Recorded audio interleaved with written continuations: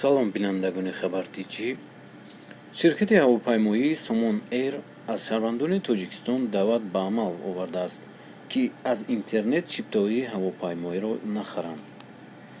Бино ба иттилои дафтари матбуоти ширкат дар иртибот ба хуруҷи коронавирус, дар баъзе давлатҳои ҷаҳон қаллобоне пайдо шуданд, ки бо истифода аз вазъияти ба амаломада тариқи интернет фурӯши чиптоии ҳавопаймоиро ба хатсарҳои мавҷуд набуда пешниҳод менамоянд.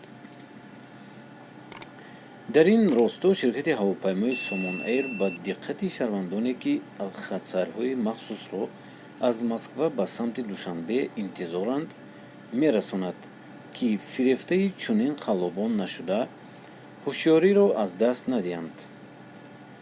ба иттилои манбаъ, мутобиқи дастури агентии авиатсияи граждании назди ҳукумати ҷумҳурии Тоҷикистон, ҷиҳати пешгирӣ аз панҷшавии бемории коронавирус ва роҳ надодан ба сироятёбии шаҳрвандони ҷумҳурии Тоҷикистон, ширкати ҳавопаймои Somon Air аз 20 марти соли 2020 иҷрои хатсарҳои мунтазами байналмилалиро аз Тоҷикистон ва ба он қатъ намуд.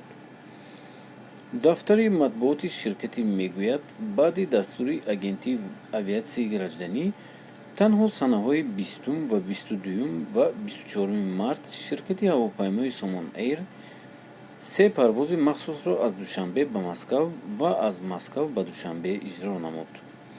гуфта мешавад, оид ба анҷом додани парвозҳои махсуси эҳтимолии ширкат қаблан мусофиронро огоҳ менамояд. дӯстони азиз, ин буд видеои имрӯзаи мо. чӣ ки медонед, шумо билетҳоро қалбакӣ хариданд ва баъзе бачаҳое ҳастанд, ки аз интернет мехаранд ва аэропорт мераванд, ки онҷо билет нест. ва шумо билет нахаред. барои чӣ нахаред? Ки барои он ки то 10 май умуман билет нагиред ба сунъи Тоҷикистон ё сунъи дигар давлатҳо. ҳатман дар комментария нависед.